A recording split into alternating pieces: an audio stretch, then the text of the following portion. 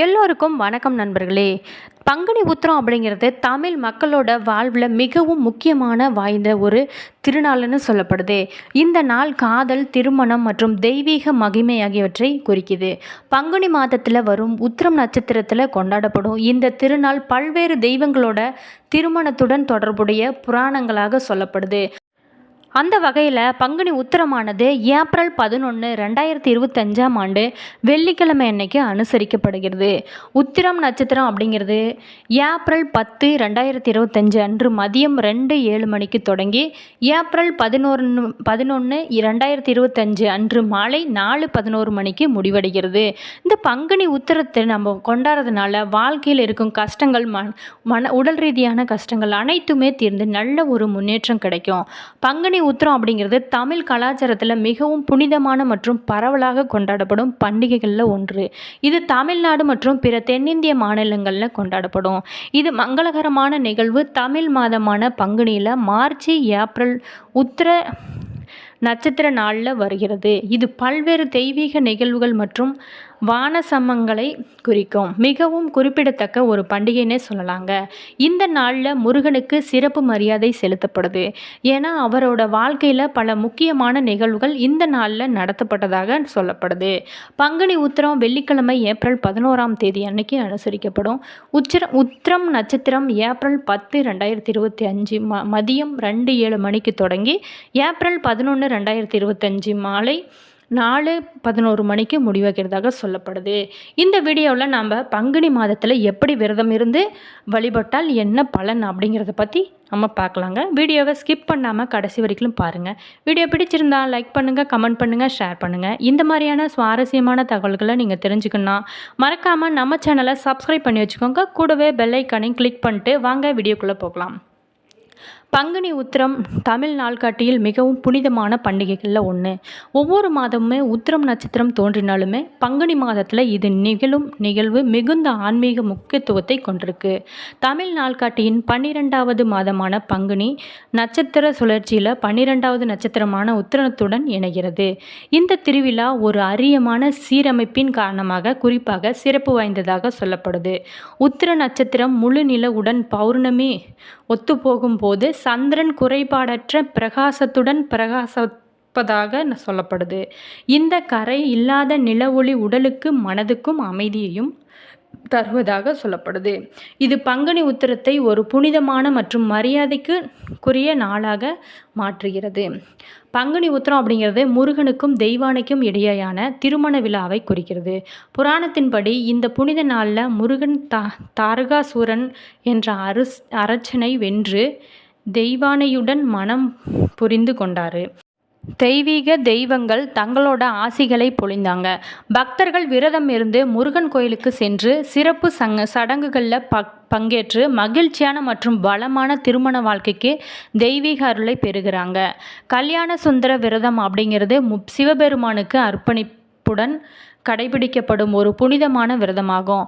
பங்குனி மாத பௌர்ணமி நாளில் பார்வதி தேவி சிவபெருமானுடன் திருமணத்தில் இணைந்தார். எனவே இந்த விரதம் கல்யாண விரதம் அல்லது கல்யாண சுந்தர விரதம் என்று அழைக்கப்பட்டது. இந்த விரதத்தை கடைபிடிப்பது பக்தர்களுக்கு பொருத்தமான வாழ்க்கை துணையையும் அமைதியான இணக்கமான வாழ்க்கையையும் வழங்கும் என்று சொல்லப்படுது. பங்குனி உத்திரம் மற்ற தெய்வ சங்கமங்களுடனும் தொடர்புடையதாக சொல்லப்படுது. இந்த நாளில் தான் ராமரும் சீதாதேவியும் திருமணத்தில் இணைந்ததாக சொல்லப்படுது. பங்குனி உத்திரம் அப்படிங்கிறது அகஸ்திய முனிவர் லோபமூர்த்தாவை மணந்த நாளாக சொல்லப்படுது. இந்த நாளில் விரதம் இருந்து கோயில்களுக்கு செல்வது மற்றும் திருக்கல்யாணம் காண்பது ஆகியவை திருமண மகிழ்ச்சியையும் செழிப்பையும் தரும் என்று சொல்லப்படுது. தேவங்களின் படி பிரம்மாவிடமிருந்து சிவனின் மகனால் மட்டுமே தன்னை வெல்ல முடியும் என்ற வரத்தை பெற்ற தர்காசூரகன் என்ற அரக்கன் 3 உலகங்களையும் பயன்முறுத்தினான். இந்த தீர்க்க தரிசனத்தை நிறைவேற்ற முருகன் சிவனுக்கும் பார்வதிக்கும் பிறந்தான். பார்வதி தேவி அளித்த ஈட்டி ஆயுதமாக கொண்டு முருகன் தெய்வீக படையின் தளபதியாக ஆனான்.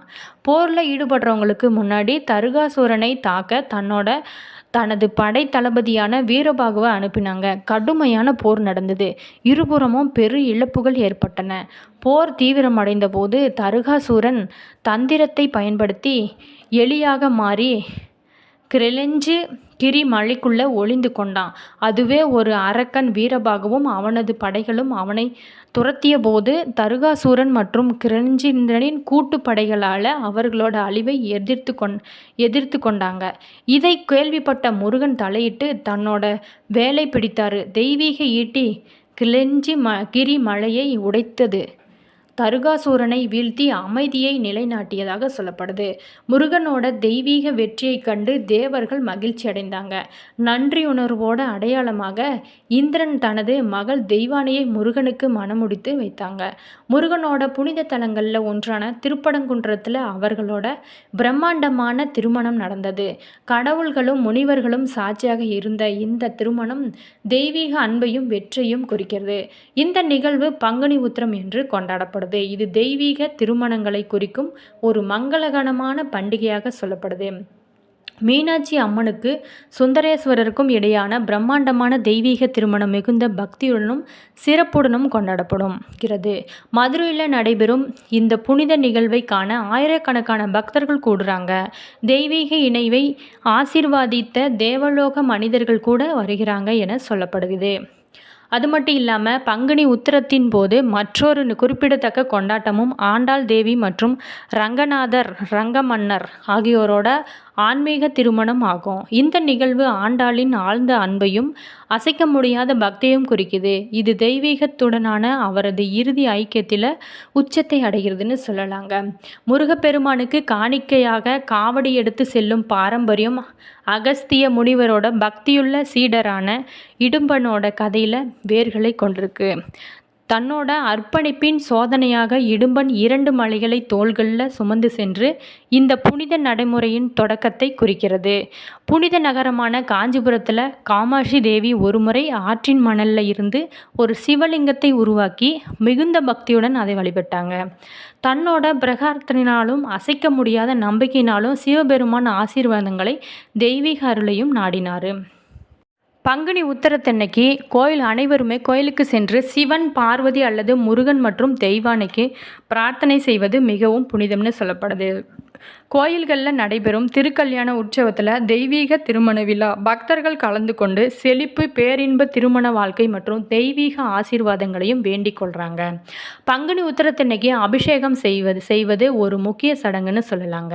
பக்தர்கள் பால், தேன், தயிர், சந்தனம் மற்றும் புனித நீரை வழங்குறாங்க. இது தெய்வங்களை மகிழ்விக்கிறது. அது மட்டும் இல்லாமல் பாவங்களையும் நீக்குகிறது மற்றும் தெய்வீக அருளை அளிக்குதுன்னு சொல்லப்படுது.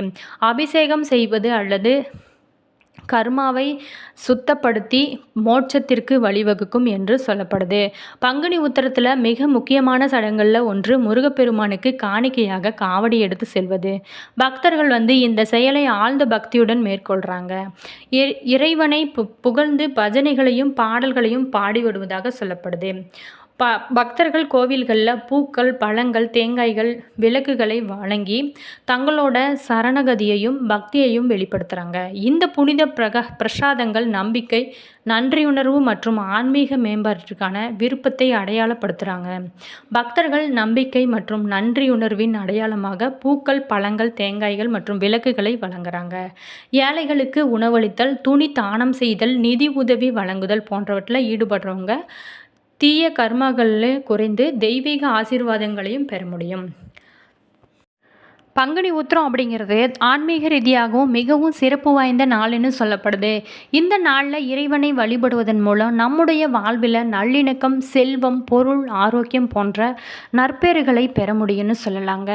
கோவிலுக்கு அனைவருமே பௌர்ணமி மற்றும் உத்திரா நட்சத்திரம் இணைவு பங்குனி மாதத்தில் வரும் பௌர்ணமி திதியும் உத்திரம் நட்சத்திரமும் இணைந்து வரும் சிறப்பு நாள்தான் பங்குனி உத்திரமாக கொண்டாடப்படுகிறது.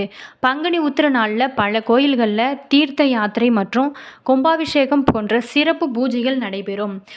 குறிப்பாக சிறுபுலியூர் மற்றும் சிதம்பரம் கோவில்களில் இந்த நாளில் திரளான பக்தர்கள் தீர்த்தமாடி இறைவனை வழிபடுறாங்க.